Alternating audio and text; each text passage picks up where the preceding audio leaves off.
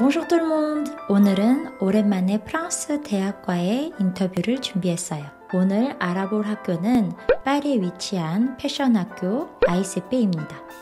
ICP는 특히 모델리즘으로 유명한 학교인데요. 따라서 스틸리즘, 즉 디자인보다는 옷을 직접 재단하고 패턴을 만드는 등 패션 분야에서 기술적인 일을 하고 싶은 분들께 적합한 학교입니다. 혹시 모델리즘이 아직 생소하거나 전공을 고민 중이신 분들은 오늘 인터뷰를 보고 내가 스틸리즘과 모델리즘 중에 어떤 분야와 더 잘 맞는지 참고해 보셔도 좋을 것 같아요. 그럼 이제 인터뷰하러 이동해 볼게요. On y va! Bonjour! Bonjour. Est-ce que vous pouvez vous présenter? Oui, bien sûr. Alors moi, je m'appelle Amandine Messiot et je suis responsable marketing et communication au sein de l'école. Bonjour, je suis Christine Walter Bonini et je suis arrivée à l'école il y a quelques mois et je vais suivre le trajet, la route de Monsieur Vauclair et devenir présidente de l'école. Très très bien, merci beaucoup. Alors je vais d'abord vous poser des questions sur l'admission. Qu'est-ce que vous attendez d'un élève lors d'un entretien? Alors, en fait, les admissions à l'école, ça se passe par un entretien individuel pour connaître un peu le projet de l'élève et savoir si nos formations peuvent justement répondre à son projet professionnel. Et à côté de cet entretien, il y a également un test qui nous permet de savoir si le futur élève est capable ou non d'intégrer nos formations et s'il doit passer par une classe préparatoire pour se remettre un peu à niveau. Très bien. Et par ailleurs, il faut que les étudiants qui viennent soient motivés par la technique parce qu'on est en fait une école d'architectes du vêtement. D'accord. Et il faut qu'ils parlent français. Bien sûr. Parce que les cours sont en français. Oui. Et puis, il faut qu'ils soient très ouverts d'esprit et très passionnés par la mode. Très bien. Et est-ce que vous regardez les notes de l'établissement précédent? Alors, on regarde les notes de l'établissement précédent, mais ça n'est pas ça qui est notre motivation pour une admission, parce qu'on sait que, encore une fois, c'est la passion qui fait que les étudiants ou les jeunes puissent se réaliser, vous voyez. C'est pas des notes, on est une école technique et dans la mode. On n'est pas une université qui demande des grades et des notes. D'accord. Et quel est le niveau de français attendu d'un élève étranger? Il faut quand même avoir un bon niveau parce qu'il faut quand même intégrer toutes les explications. Alors, c'est vrai qu'en technique, on revient souvent sur les mêmes termes, mais comme c'est une technique qui est quand même assez compliquée et avec une demande de beaucoup d'exigences, il est important de bien suivre les cours. D'accord. Et est-ce qu'à côté, il y a des cours de français destinés aux élèves? Mais non, nous-mêmes à l'école, on n'a pas de cours de français. Très bien. Les cours se déroulent en français? Voilà. D'accord. Voilà. Okay. Qu'est-ce que vous attendez du portfolio de l'élève et qu'est-ce que vous regardez? Ça va être surtout le côté technique qu'on va regarder, comment le vêtement est construit, quels sont les points techniques qu'il a réussi ou non à faire. Donc ça va être surtout le côté technique qu'on va regarder en priorité. D'accord. Et puis l'aptitude aussi à avoir un esprit un petit peu mode. Et est-ce qu'ils peuvent mettre d'autres contenus autres que la mode dans leur portfolio? Tout est intéressant parce que nous, ça nous donne une idée. Vous voyez, par exemple, on a, nous, des étudiants qui ont fait d'autres études avant, qui peuvent mettre des éléments qui soient l'art de vivre, la décoration. C'est tout ce qui touche à l'art de vivre. Voilà. Donc, pour donner l'idée de ce qu'ils ont dans la tête et comment ils appréhendent les choses dans la mode. D'accord, très bien. Maintenant, je vais passer aux questions en rapport à la vie scolaire et aux cours. Pouvez-vous nous présenter les différents programmes et cursus de l'école? Oui, alors on a principalement 3 grandes formations pour différents niveaux.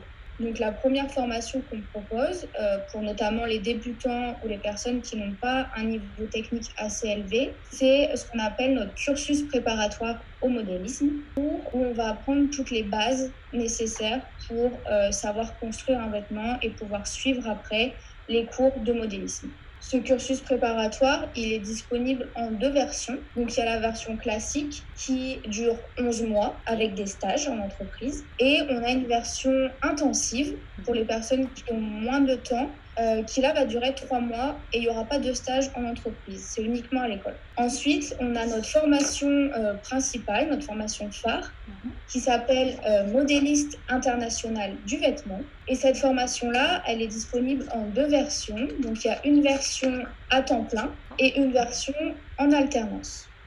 Donc la version à temps plein, elle dure 3 mois à l'école et 3 à 6 mois de stage en entreprise ensuite, pour faire une formation de 12 à 15 mois. Et la formation en alternance, elle dure 2 ans, où là, vous êtes 2 jours à l'école et 3 jours en entreprise. D'accord. Concernant la formation à temps plein, elle se découpe en fait en 3 modules. Donc un premier module qu'on appelle CPRG, donc coupe, patronage, retouche, gradation, qui dure 3 mois. Ensuite, un deuxième module moulage, pareil, qui dure 3 mois. Et un dernier module qu'on appelle atelier, où là, ça va être du patronage un peu plus avancé, de la mise au point, du montage de prototypes. Et il va y avoir également de l'anglais technique, de la CAO, des fiches techniques, etc.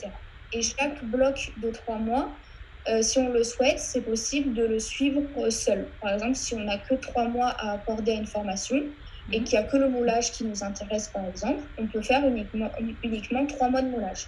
Après les 9 mois, il y a un stage en entreprise. Mais je pense que les futurs étudiants qui viennent de Corée, on est plus sur du temps plein. Sur les 9 mois, plus les 3 mois de stage, ça fait 1 année. Et ça donne un diplôme qui est certifié par France Compétences, niveau 5, c'est-à-dire Bac plus 2. Parce que vous savez, il y a une différence entre les universités et les écoles privées. Les écoles privées suivent un chemin avec des certifications de France Compétences qui sont reconnues par l'État et qui donnent des niveaux et des équivalences ensuite si les gens veulent continuer encore à l'université ou dans un autre pays. Ensuite, on a une 3e année qui s'appelle Bachelor modéliste créateur en bureau d'études, où là, c'est uniquement en alternance. Pour l'instant, on la propose qu'en alternance. Et ça dure 1 an et c'est sur le même rythme de cours que la formation précédente, donc 2 jours à l'école et 3 jours en entreprise. Cette formation-là, elle est un peu plus poussée et on est aussi un peu plus libre au sein de cette formation, puisque ce sont des cours qui sont basés sur la création individuelle et les étudiants ils vont pouvoir réaliser leur propre modèle. Et alors, à partir du mois de janvier 2022, nous allons lancer une nouvelle formation qui va être manager en développement produit. C'est-à-dire que c'est une formation qui va partir de la connaissance de la technique du vêtement, du modélisme, mais avec beaucoup moins de modélisme, mais en revanche, avec l'apport de marketing, de management, pour que l'étudiant acquiert toutes les compétences pour être au centre d'une entreprise et correspondre avec tous les services pour être développeur produit. Parce qu'aujourd'hui, il n'y a pas de formation qui existe de développeur produit, un poste très recherché dans les entreprises. Il n'y a pas de compétences aujourd'hui qui partent de la connaissance du vêtement. Et pour ça, c'est un constat des entreprises. Donc, nous allons lancer cette formation à partir du 17 janvier 2022. Cela durera 5 mois en temps plein, 35 heures par semaine. Et ensuite, il y aura 3 ou 4 mois de stage. Et les étudiants qui seront admis sont des étudiants qui ont déjà fait des études de mode, donc qui ont déjà fait du modélisme. Parce qu'il y a 650 heures de cours, dont 250 de modélisme, avec une réalisation à la fin d'une collection capsule. Et tout le reste, les 450 heures, ce sont donc marketing, management, supply chain, etc. Donc c'est totalement unique. D'accord, très bien. Et je voulais savoir, vous avez dit que vous aviez une classe préparatoire. Est-ce que pour cette classe aussi, on a besoin d'un portfolio ? C'est bien. C'est quand même intéressant de sentir le caractère de la personne. Parce que la mode, c'est quand même très, très sensitif, très intuitif au-delà de la technique. On pourrait demander, par exemple, un portfolio de ce qu'ils aiment dans la mode, tout simplement. Ça permet en fait de comprendre un peu plus la personnalité de l'élève, ce qu'il dégage, ce qu'il a envie de faire, etc. Ça peut compléter son CV, en fait. Oui, en plus, ça complète son CV. En fait, vous savez, ici, il y a une méthode qui est la méthode d'Arroux-Vauclair qui est basée sur la coupe à plat. Donc, cette méthode, si vous n'avez pas commencé l'école, vous ne pouvez pas la connaître. Donc, il faut bien dire aux jeunes que s'ils viennent pour la prépa, même s'ils n'ont rien fait, ils sont là pour apprendre. Il ne faut pas avoir fait une autre école de mode pour rentrer en prépa, surtout pas. On démarre tout au début. Et parfois, c'est mieux, parce que comme ça, nos professeurs arrivent bien à les cadrer dans cette méthode. Vous voyez ? Donc, il ne faut pas du tout qu'ils aient peur. C'est fait pour ça, la prépa, en fait. D'accord. Et quelles sont les installations mises à disposition aux élèves ? Alors, il y a toutes les machines qu'il faut et les ordinateurs dans les classes pour tout ce qui est technique. tout ce qui va être le tissu dont ils ont besoin. Quand ils réalisent leurs pièces en tissu, on a un stock de tissus qu'ils peuvent utiliser. S'ils veulent leur propre tissu à eux, c'est également possible. Alors ça c'est important parce que concernant les frais, justement, il y a effectivement les frais de la scolarité. Ensuite, on demande aux étudiants 160 € pour les supports pédagogiques. Mais après, l'étudiant, il a tout qui lui est fourni. Il n'a plus d'autre chose à acheter dans l'année par rapport à l'école. Ah, d'accord. C'est intéressant.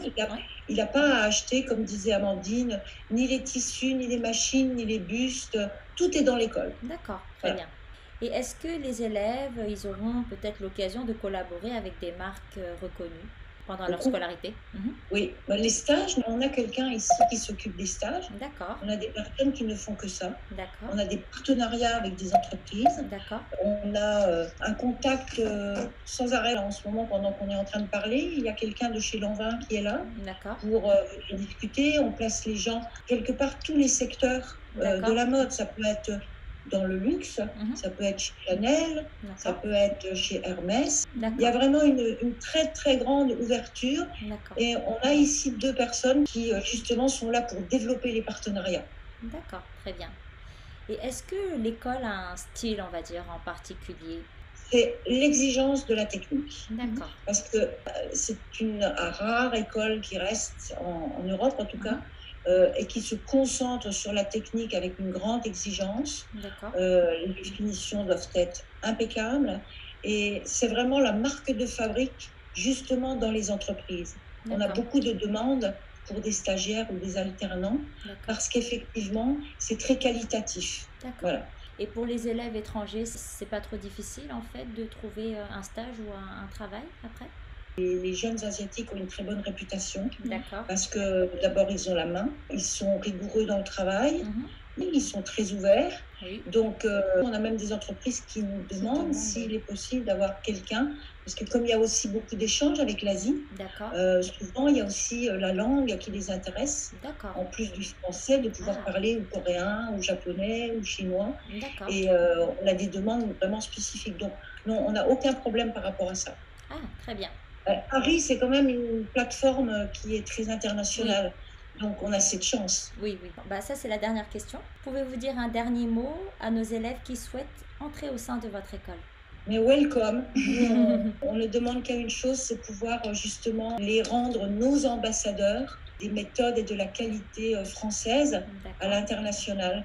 Donc, on les gâtera. Et s'ils ont besoin d'informations, ils peuvent aussi nous envoyer des demandes d'informations, des mails. On répondra toujours et on vous tiendra au courant. D'accord, très bien. Bah, merci beaucoup. Merci à vous. Merci Madame Lee.